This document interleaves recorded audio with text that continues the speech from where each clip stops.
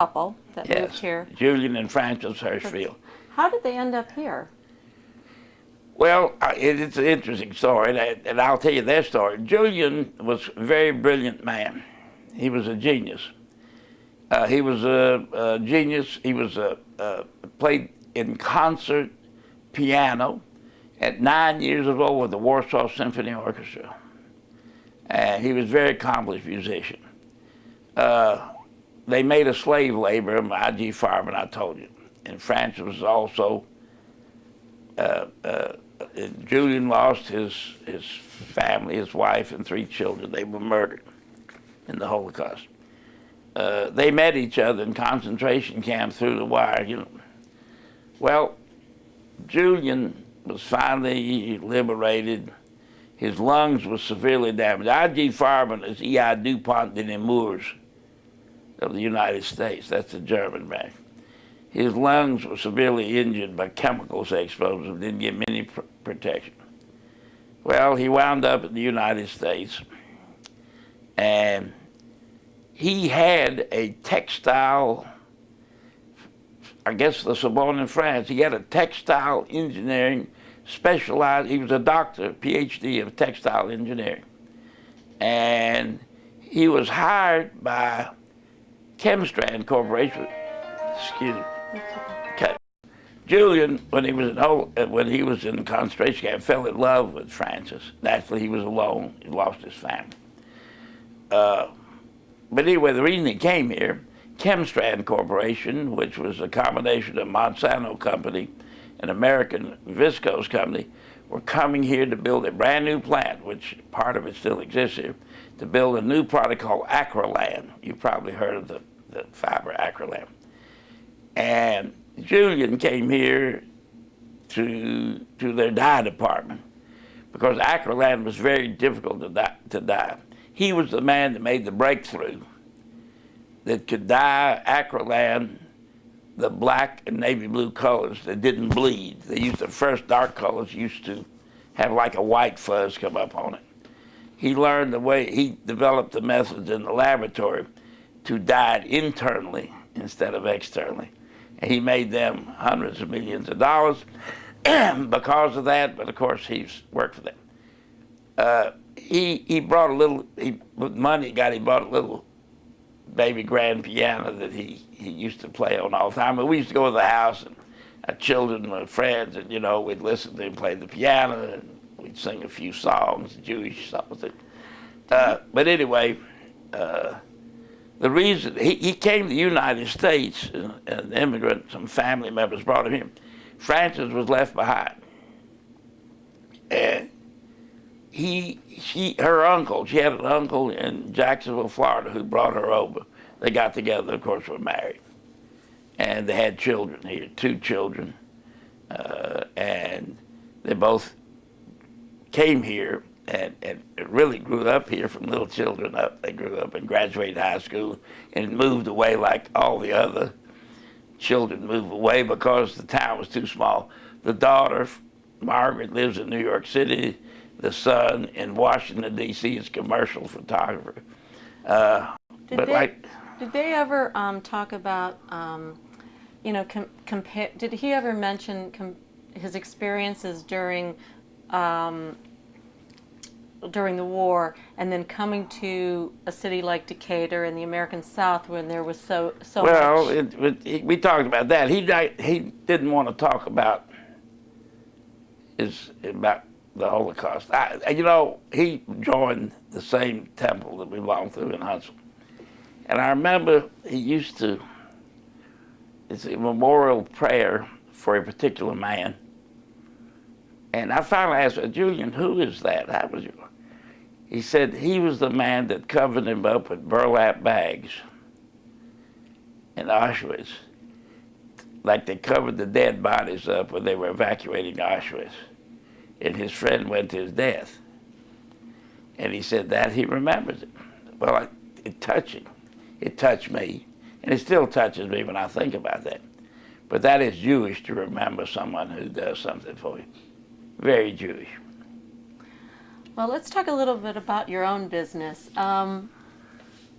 So it started pretty small. Very small, and I was successful. And, you know, I always lecture to young people. The way you're a success in business is that you're conservative and you have one wife and one family at a time.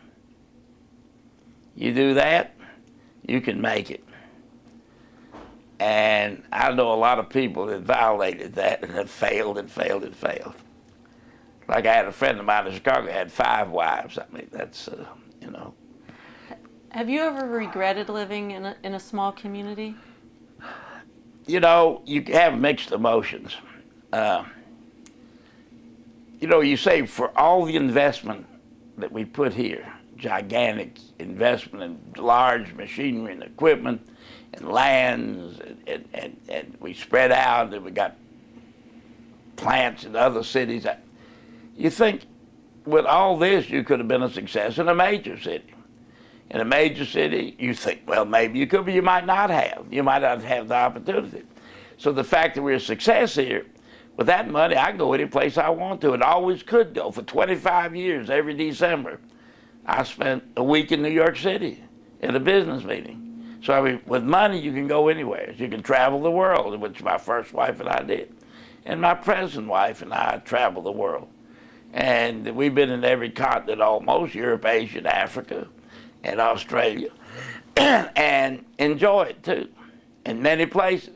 But in all those years, I told you I just got back from England. That's the first time I've visited England, because it wasn't too popular for Jews there. They had one synagogue in 1715. Right. And your children, was it a concern for you not having a lot of a Jewish pool of friends and who they would date and who they might end up with? Well, it was a concern. That's the reason why, for example, Joel went away to school, high school. He went to private boys' school, and I don't know this, but everybody is successful. I mean, you know, who does it take? It's still the mama, really, and the father too, but the mama first. Did you? It sounds like your wife really. It was important to her to have a Jewish household. So did Absolutely. she make the holidays? Absolutely. We she, always did. We still do, by the way. Did she incorporate any good old Southern recipes into some fried Jewish chicken? Hey, kinds fried chicken. You can make that Jewish fried chicken. Yeah, you can fry it 2 ways. You used to run the schmaltz. You know what schmaltz is. And now you don't eat schmaltz because it'll kill you, we learned finally. I think more Jews were killed by chicken fat than ever killed in the Holocaust. Maybe so. I'm sure. Did you ever, I mean, you seem such a part of the community here in Decatur, but did you ever feel like an outsider? Not in recent years, because we defend ourselves. We can defend ourselves more than one way, believe it or not. You know, we know the publisher, the editors of the newspaper, if they say something we don't like, we'll call them on the deck and tell them right in their face. We're friends with the sheriff. I happen to be a special deputy sheriff. So is my wife, a special deputy sheriff.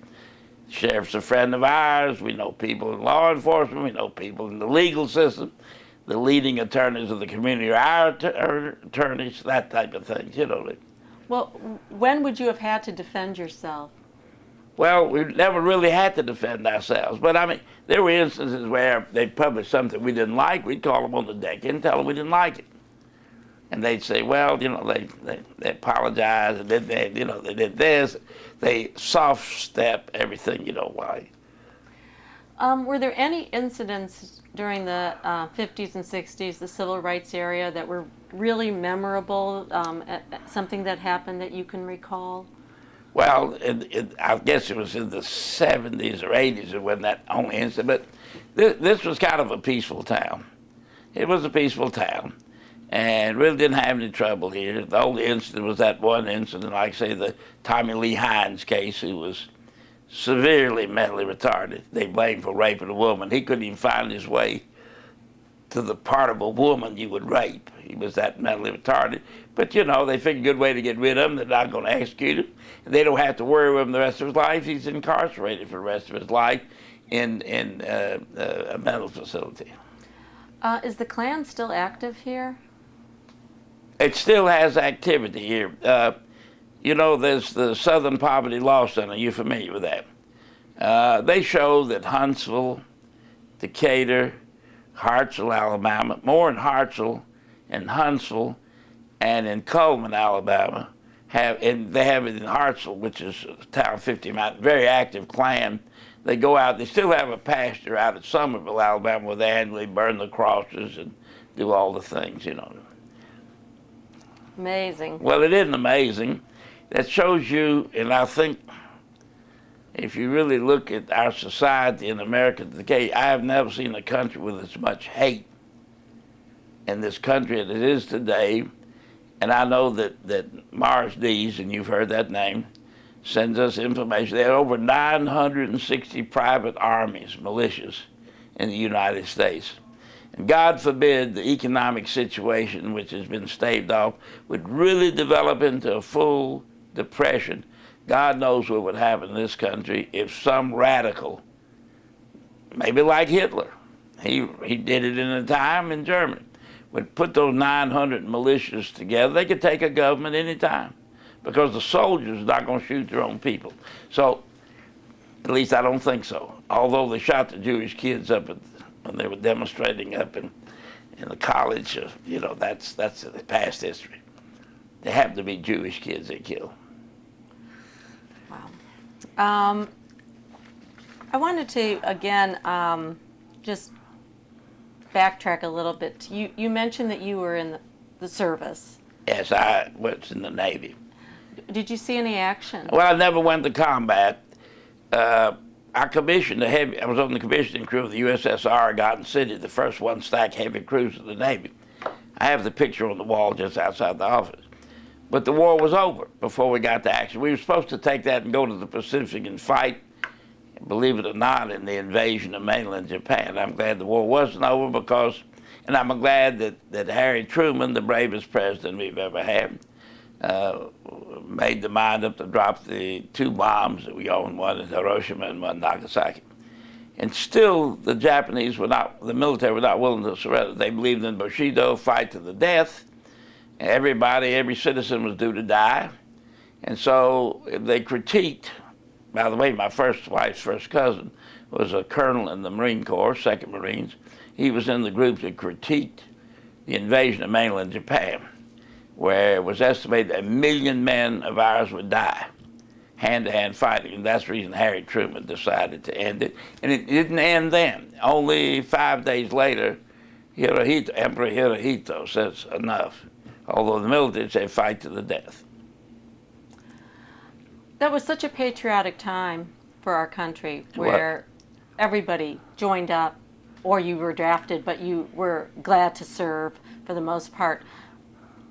Do you think we still have the same kind of, our young people today have that same sort of patriotism? No, don't think so. I don't know why, but they don't. I happen to be members of a lot of veterans organizations. I'm a life member of the American Legion, life member of the Veterans of Foreign Wars, life member of the Elks Club. I don't think they have that same type of patriotism. I think they've lost respect for the U.S. flag. I don't know why. You know, if you could think of a reason, what would you? I think the parents didn't teach them. My father taught us when the flag goes by, and you know, you stood at attention, you put your hand on your heart. I mean, you did things. It was taught in school. I don't know what they teach it today in school. But they're not as patriotic. You know, after all, World War II was for a goal.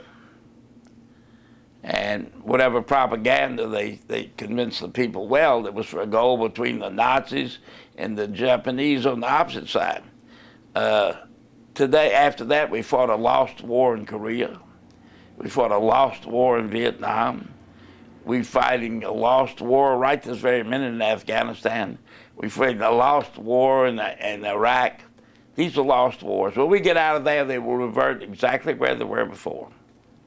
Now, by the way, right now, we're talking about war. Iran is visiting this week in Jordan with the preparation to launch an attack against Israel. It's going on right now. That's the reason Netanyahu was just in Washington, by the way, to tell our President Obama that's about to happen. If they ever attack Israel, they have 20,000 men ready from Iraq to move in, armed with all.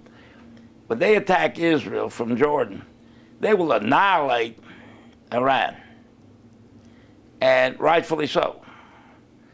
But you know, the world has a strange double standard. If they kill Israelis, not so bad. But if you kill Palestinians, Hamas, oh, that's bad. That's terrible. Where they use women and children as their shields, and they use mosques as munitions depots. Different standards.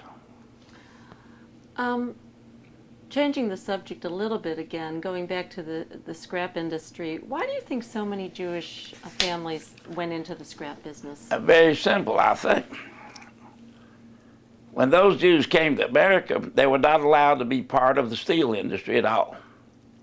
There were no Jews officials in the steel industry. So they went into the scrap metal industry as a supplier to the steel industry. And the steel industry, up until recent years, hated the scrap dealers. It did. Because they said they took advantage of them when the price went up. Well, that's not so. They were merchants, and they sold a product, and they sold a product that steel mills knew. They sold it for the best price they could get, just like any merchant that sells a suit of clothes.